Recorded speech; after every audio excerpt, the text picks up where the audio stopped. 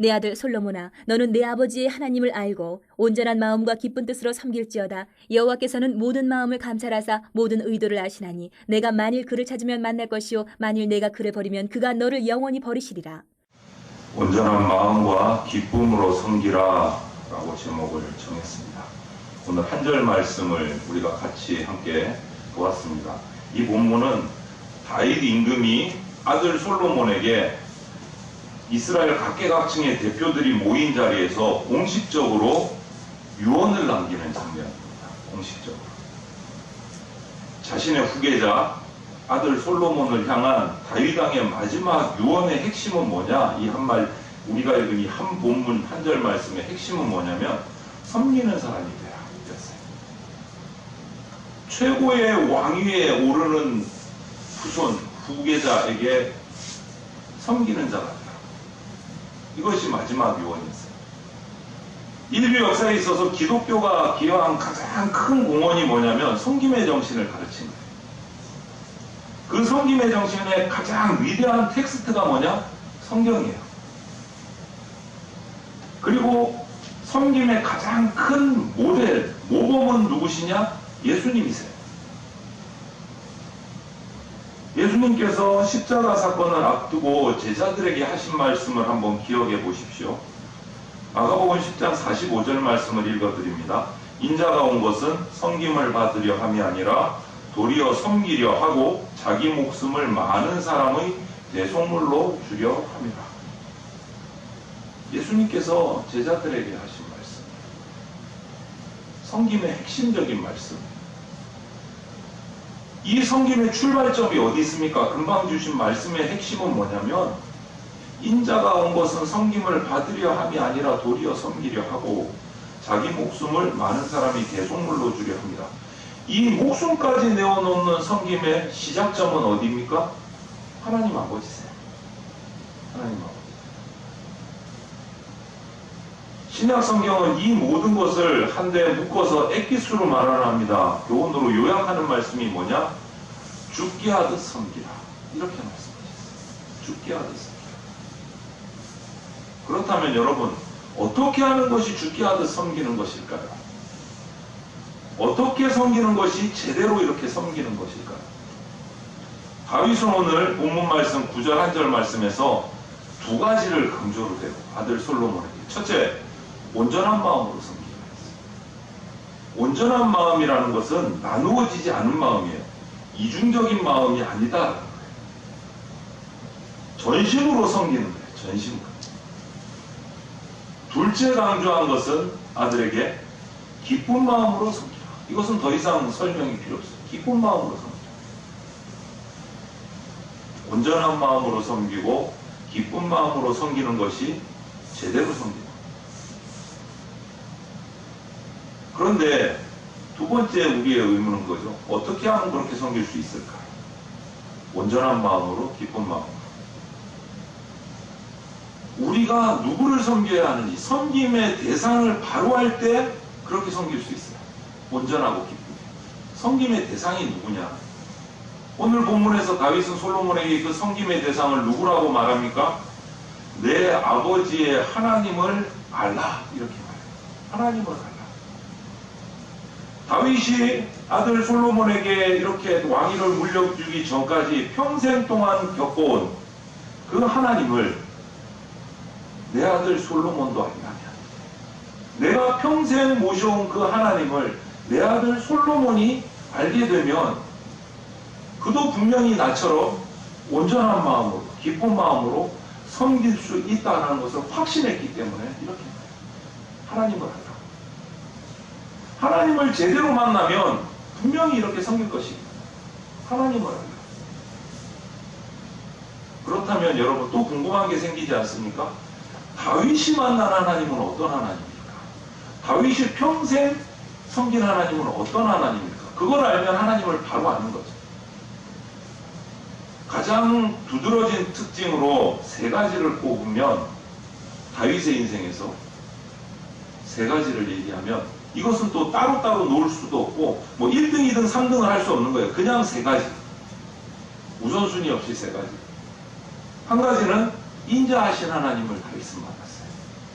또 한 가지는 용서하시는 하나님을 만났어요. 또 한 가지는 선하신 하나님을 만났어요. 다윗이 평생에 섬긴 하나님의 모습이에요.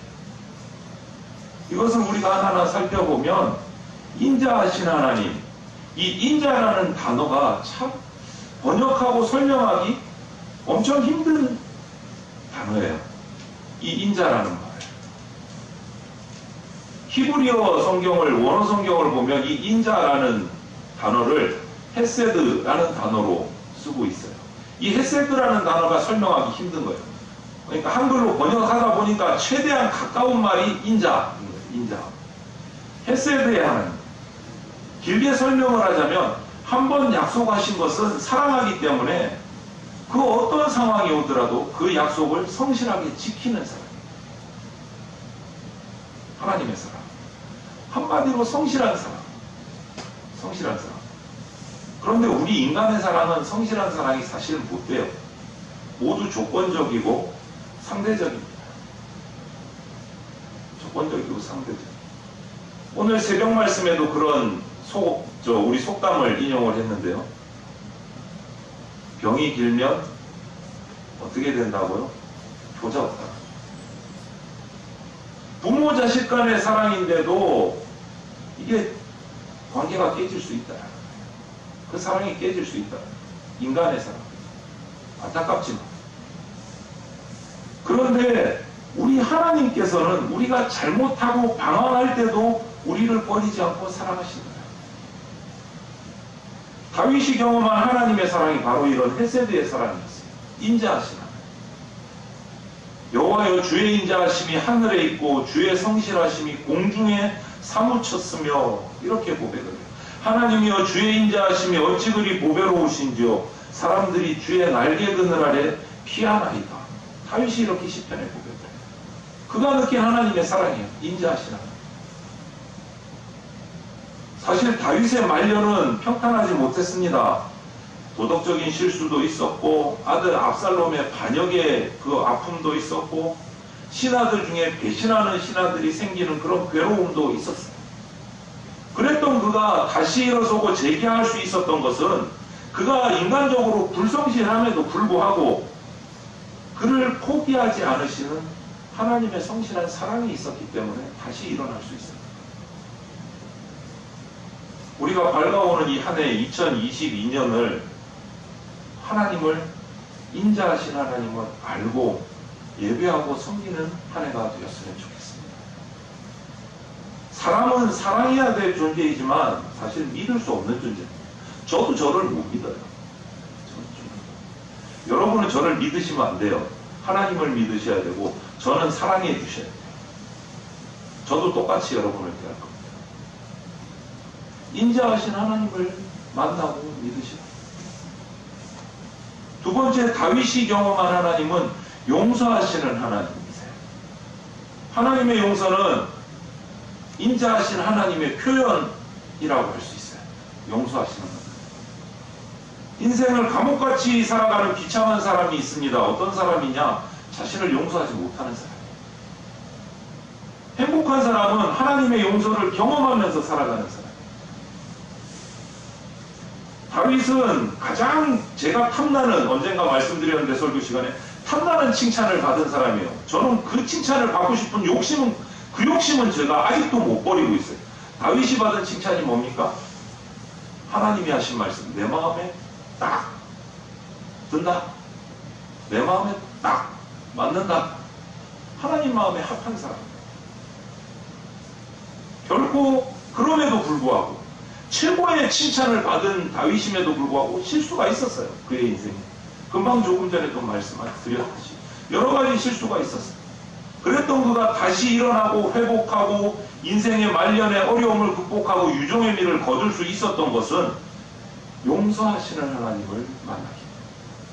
용서하시는.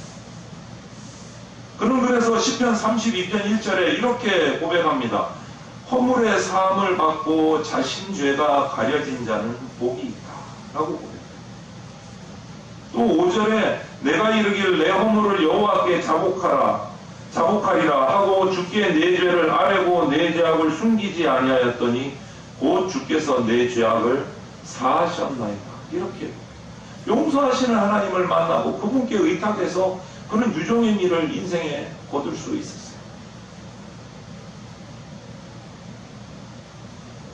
미국 남가주 그레스밸리에 톰이라는 사람이 살았습니다. 실제로 있었던 일이에요. 그가 젊은 시절에 기차역에서 승무원으로 일했습니다. 그런데 폭풍우가 치던 연말 회식을 하느라고 술을 거하게 마시고 실수로 수신호를 잘못했어요. 철도 건널목에서. 달려오는 기차에 그 결과로 자가용이 추돌을 했어요. 그 자가용 안에 타고 있던 젊은 부부와 두 딸이 그 자리에서 죽었어요. 기차에 부딪혔어요. 그 죄책감에 이 톰은 모든 자기의 삶을 다 그냥 내려놓고 그냥 인근 산속에 들어가서 그냥 막 짐승처럼 살았어요. 그 죄책감을 못 버려서 아무도 만나지 않고 누구하고도 얘기하지 않고 그냥 자신을 자학하면서 평생을 살았어요. 그러다가 말년에 나이 들어 병이 들었어요. 도저히 혼자서 살 수 없어서 쓰러진 것을 마을 사람들이 발견해서 병원으로 급하게 데리고 와서 병원에서 진찰을 받아보니까 말을 안 해. 의사하고도 대화를 안 해. 간호사하고도 대화를 안 해. 입을 열려고 하지 않는 거예요. 입을 열려고 하지 않는 거예요. 점점점 병세가 악화돼서 도저히 이제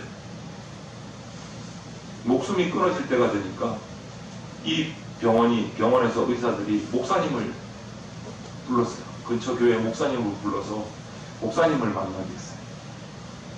이 목사님이 톰의 손을 잡고 기도를 하고 이렇게 얘기했어요. 혹시 고백하고 싶은 죄가 있느냐 이렇게 물으니까 머뭇머뭇하다가 드디어 입을 열었어요. 그때의 그 기차 사고에 자신의 그 죄책감과 잘못들을 다 목사님에게 얘기하면서 하지만 아무도 나를 용서할 수 없다.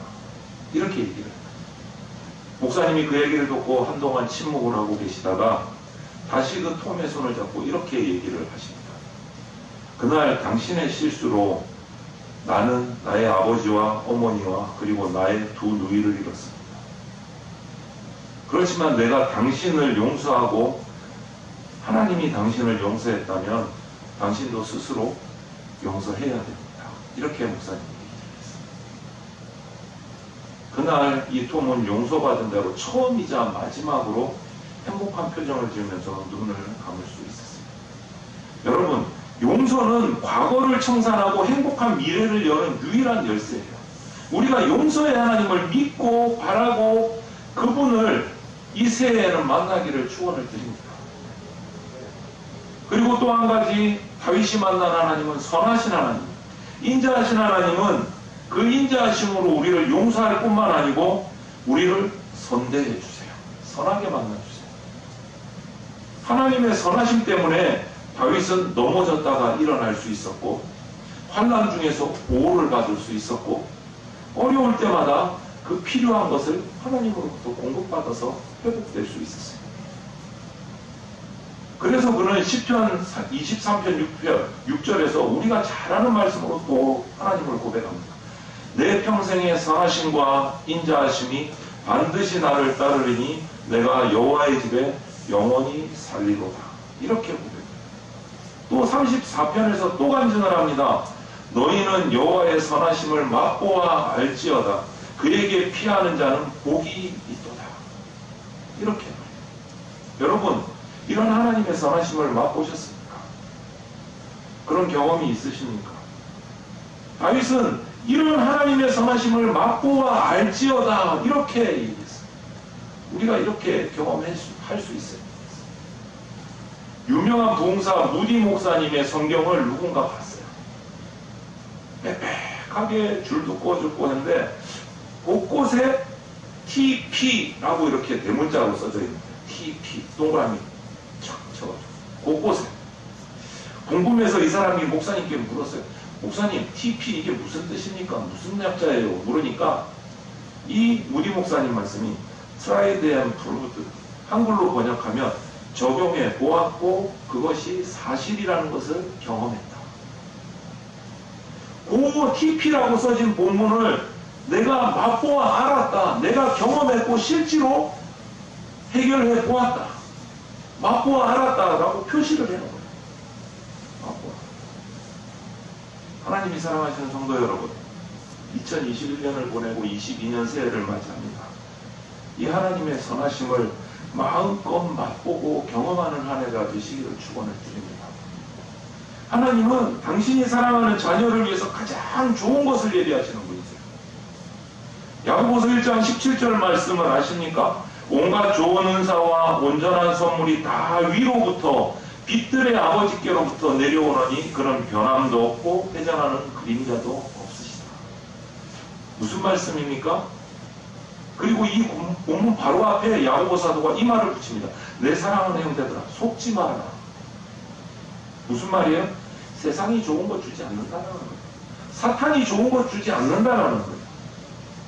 좋은 것은 하나님이 주신다는 거예요. 하나님. 선하신 하나님만 붙들면 그 하나님만 섬기고 살면 하나님이 필요를 채워주신다. 여러분 서두에 말씀드렸습니다. 누구를 섬기느냐가 우리 삶의 방향을 정하고 우리 삶의 질을 바꿉니다. 자신만 섬기는 사람 우리는 누구라고 말합니까? 이기주의자라고 말합니다. 이웃을 섬기는 사람 우리는 뭐라고 말합니까? 이타주의자라고 말합니다. 민족을 섬기는 사람 우리는 민족주의자라고 합니다. 인류를 위해서 살아가는 사람 뭐라고 합니까? 휴머니스트라고 말합니다. 그러면 인류를 창조하시고 섭리하시는 하나님을 섬기는 사람 하나님의 자녀라고. 다윗은 자기 아들 솔로몬이 왕이 되어도 하나님의 자녀로 하나님을 섬기며 사는 모습을 보고 싶어요.